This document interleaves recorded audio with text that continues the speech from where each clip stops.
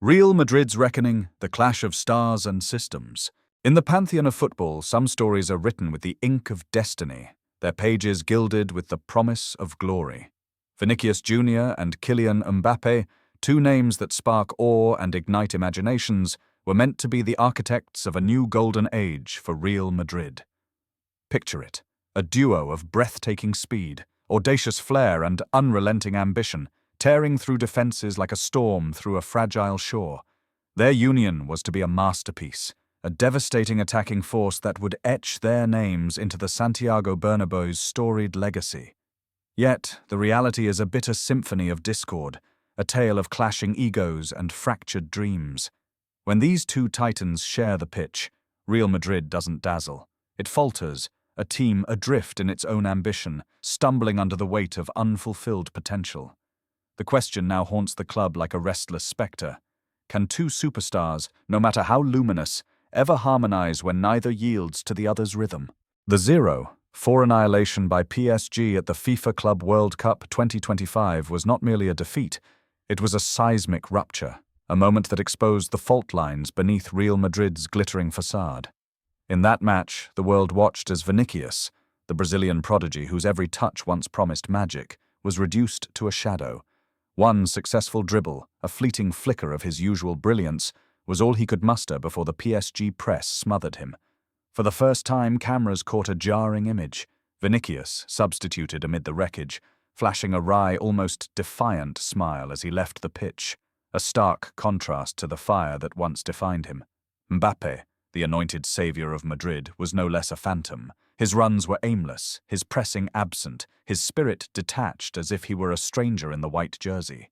They were two comets streaking across the same sky, beautiful in isolation but catastrophic in collision, orbiting out of sync, neither willing to dim their light for the other or the team. This was no mere loss. It was a public unraveling of a dream sold to millions, a stark reminder that even the brightest stars can burn too fiercely to coexist. This isn't a question of talent. Vinícius and Mbappe are not just among the world's elite, they are its vanguard. Both have carried their national teams on the grandest stages, from World Cup heroics to Champions League nights that echo in eternity. Their resumes brim with accolades, blistering pace, surgical finishing, and the rare ability to bend games to their will. Yet, in the sacred white of Real Madrid, their brilliance clashes like discordant notes in a symphony, disrupting the delicate rhythm that Xabi Alonso, the club's visionary coach, seeks to compose. Alonso's philosophy is clear, a tactically disciplined system where every player presses, defends, and sacrifices for the collective. But Vinícius and Mbappe, for all their gifts, seem to dance to their own melodies, their individual genius at odds with the team's harmony. The result is a Real Madrid that feels less like a cohesive unit and more like a collection of soloists, each chasing their own spotlight. Amid this turmoil, a new figure emerges from the shadows, Gonzalo García, a young player whose simplicity is his superpower. Unheralded but relentless, Garcia embodies the selfless spirit Alonso craves. He drops deep to link play, presses with ferocity, and moves tirelessly, forging a seamless partnership with Jude Bellingham in midfield. His rise is a quiet revolution, a beacon of hope in a squad torn by star power. Garcia's emergence raises a provocative question. Why persist with forcing Vinícius and Mbappe into an uneasy alliance when a player like him offers the glue to bind Alonso's vision? If the Spaniard's dream is a team where no one is exempt from defensive duties, where the collective triumphs over individual brilliance, then choosing one star over both might be the radical solution Real Madrid needs. The PSG defeat was more than a wake-up call. It was a clarion call to rethink a strategy that has left the club teetering on the edge of chaos. The drama, however, extends far beyond the pitch, spilling into the corridors of power where Vinícius is waging a war of his own. Spanish media hum with reports of his audacious demands in contract negotiations. A staggering €30 million per season after tax, a figure that would dwarf the salaries of Mbappe, Bellingham, or any other teammate. This isn't merely about money. It's a bold, almost defiant statement. Vinícius is staking his claim as the cornerstone of Real Madrid's future, a player whose value transcends the ordinary. "If I'm the heir to this throne," he seems to proclaim, "then crown me with gold." But the Real Madrid of today is not the Galáctico empire of old. where stars could bend club policy to their will. Under Alonso and Florentino Perez, the club guards its wage structure with iron resolve, rejecting demands that threaten financial stability in an era of tightened belts. Vinícius's timing is disastrous. His form has plummeted in 2025, with just 6 goals and 5 assists to his name, his once electrifying presence dulled in crucial matches. The PSG debacle was the loudest indictment, a game where he was not just ineffective but invisible, a far cry from the player who once danced past defenders with joyous abandon. The stakes for Vinícius are nothing short of existential. Saudi Arabia's riches beckon, offering wealth beyond imagination, but the Bernabéu holds something rarer: legacy, stature, and the chance to etch his name among the immortals.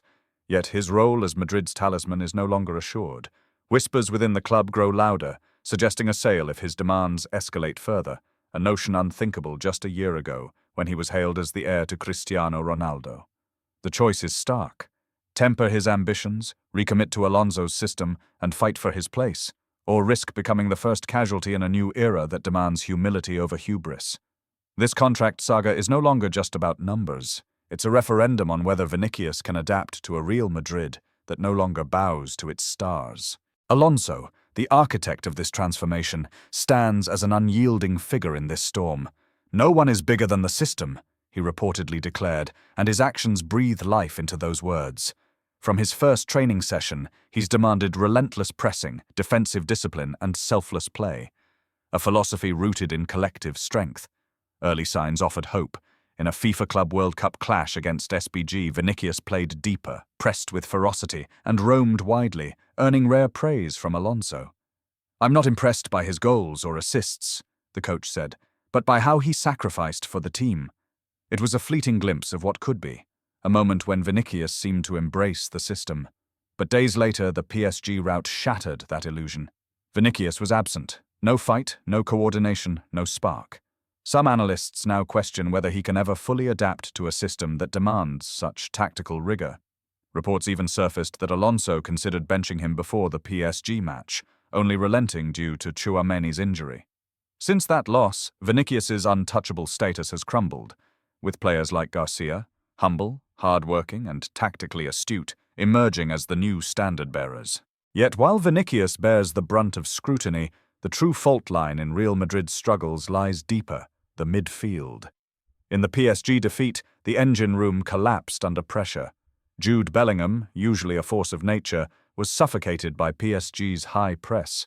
Eduardo Camavinga lost his positional moorings, and Tchouaméni's absence left a void that no one could fill. The departures of Luka Modric and Toni Kroos have left Real's midfield threadbare, lacking the control and structure to fuel Alonso's vision. Without a midfield that can dictate tempo, escape pressure, and feed the forwards, Vinícius and Mbappe are left stranded, forced to chase long balls or conjure magic in isolation. Blaming the attackers is a convenient narrative, but it masks the deeper issue: a midfield that can't hold the game together.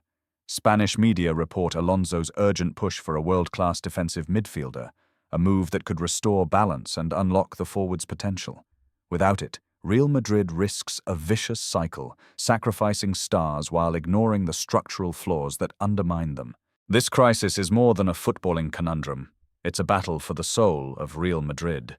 For decades, the club thrived on Galáctico glamour, with managers crafting stages for stars to shine. But Perez, scarred by recent failures, has entrusted Alonso with a mandate to forge a new path, one where the system reigns supreme. The Vinícius-Mbappe saga is the ultimate test of that vision. Can Alonso tame the brightest stars to serve the collective? Or will egos and expectations derail his revolution? The answer lies not just in tactics or contracts, but in whether Real Madrid can rediscover the unity that once made them untouchable. Beyond the headlines, this is a story of power. Who truly holds the reins at the Bernabéu? For Alonso, the answer is unequivocal. The system comes first, and no one, not Mbappe, not Vinícius, is above it. But the road ahead is fraught with peril. If Vinícius doubles down on his demands, he risks alienating a club that once adored him. If Mbappe fails to adapt, his dream move to Madrid could sour into a cautionary tale. And if Alonso cannot shore up the midfield, his vision may crumble under the weight of unmet expectations. The Bernabéu faithful, ever passionate, watch with bated breath, their hearts torn between hope and fear. This is Real Madrid at a crossroads, a club wrestling with its past and its future, where every decision carries the weight of history. The story is far from over, but one thing is certain. The path to redemption will demand sacrifice, courage, and a willingness to let go of what once was to build what could be.